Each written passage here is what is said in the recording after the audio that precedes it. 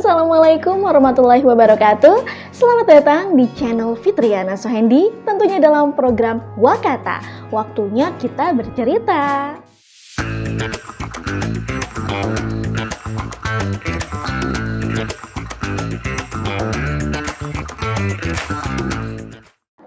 Oke, pada kesempatan kali ini kebetulan nih ya, Fitri sedang berada di sebuah penginapan. Seperti yang dilihat di belakang Fitri ini kasurnya. Tadi semalam Fitri tidur di sini. Ya, kali ini Fitri pengen sharing mengenai tanggapan orang lain kepada kita. Ini mengenai tulisan. Ini hal sepele, tapi ini memberikan efek yang benar-benar luar biasa bagi seseorang misalnya yang menulis sebuah karya tulisan, baik itu puisi ataupun karya-karya yang bisa menceritakan tentang kehidupan. Kenapa? Karena saya pernah merepost sebuah tulisan dan orang lain pernah menanggapi itu semua dan menanyakan kepada saya, "Kamu kenapa, Fit? Kamu kondisinya gimana?" Aku nggak apa-apa, aku sehat, aku dalam keadaan stabil, tapi kok postingannya seperti ini? Nah, ada yang seperti itu. Atau ada juga nih ya, mungkin karena momennya yang pas, kita bisa mengeluarkan kata-kata yang yang tidak bisa kita kontrol, tapi bisa menggambarkan diri kita. Kita tulis, namun pada suatu ketika keadaan itu dialami juga oleh lebih kayak orang lain ada yang merasa. Ini menjadi titik poin kenapa saya harus membahas ini semua. Karena tidak sedikit kejadian yang memang misalnya saya menulis suatu tulisan karena mungkin kondisi tersebut sama dan mungkin ya karena saya tuh seneng kata-kata yang kiasan gitu ya. Ya mungkin ada orang yang mensalahartikan bahwa itu buat dia, itu buat keadaan dia, ataupun misalnya kita membicarakan orang lain tentang suatu hal namun dalam tulisan, walaupun memang misalnya ya suatu saat tulisan itu benar menceritakan orang lain, tapi jangan sampai hal ini bisa meng-underestimate. Jadi gini ya, sebuah tulisan itu dibuat mungkin ada beberapa faktornya ya. Seseorang membuat tulisan, baik itu misalnya mengenai kehidupan, percintaan, ataupun hal yang lainnya, itu dikarenakan dua hal. Salah gini ya. Karena apa? Yang pertama, faktor pribadi. Ada suatu saat seseorang itu bisa meluapkan suatu emosinya, tapi daripada ia meluapkan itu semua kepada orang lain, menceritakan pada orang yang kurang tepat gitu, lebih baik ia meluapkannya dalam tulisan. Dalam tulisannya. Misalnya, ya kalau dari saya pribadi, jangan sampai tulisan itu bisa menitik beratkan ke seseorang misalnya, karena itu bisa menjadi perpecahan loh ya.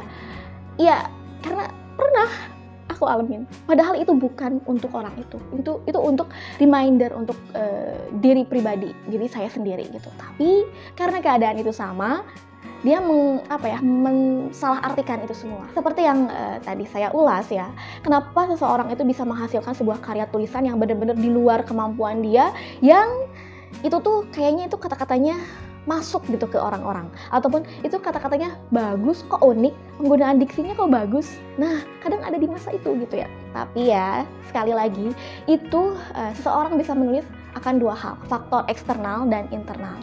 Internalnya apa? Faktor internalnya, mungkin faktor internalnya dia merasakan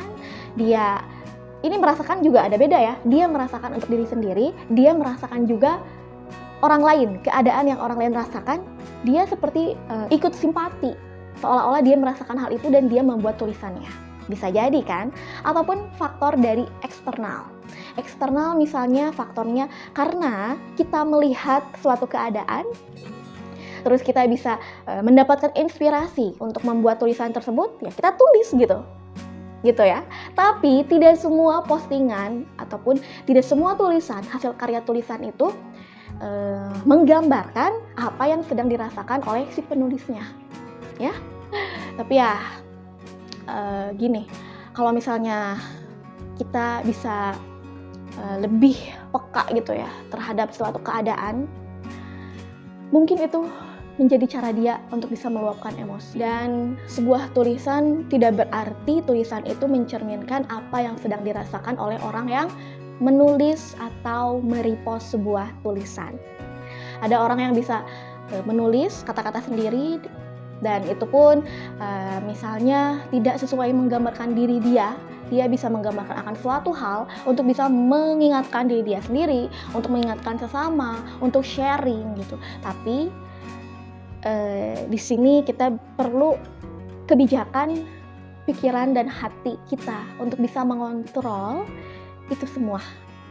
Karena ya pernah aja sih, kalau Fitri tuh bikin tulisan itu karena yaitu akan dua hal, karena faktor eksternal dan internal. Tapi tidak semua karya tulisan yang Fitri posting itu mencerminkan atau menceritakan seseorang. Fitri membuat suatu karya itu untuk general, baik itu yang sedang Fitri rasakan ataupun Fitri sedang berempati kepada suatu kondisi yang dirasakan oleh seseorang. Tapi ya jangan salah nih ya, jangan sampai kalian jangan cerita ke dia deh, dia penulis, jangan-jangan nanti cerita kalian dibikin suatu kisah gitu, suatu karya sama dia. Jangan sampai kayak gitu juga sih, karena Fitri pun sebagai penulis gak mempunyai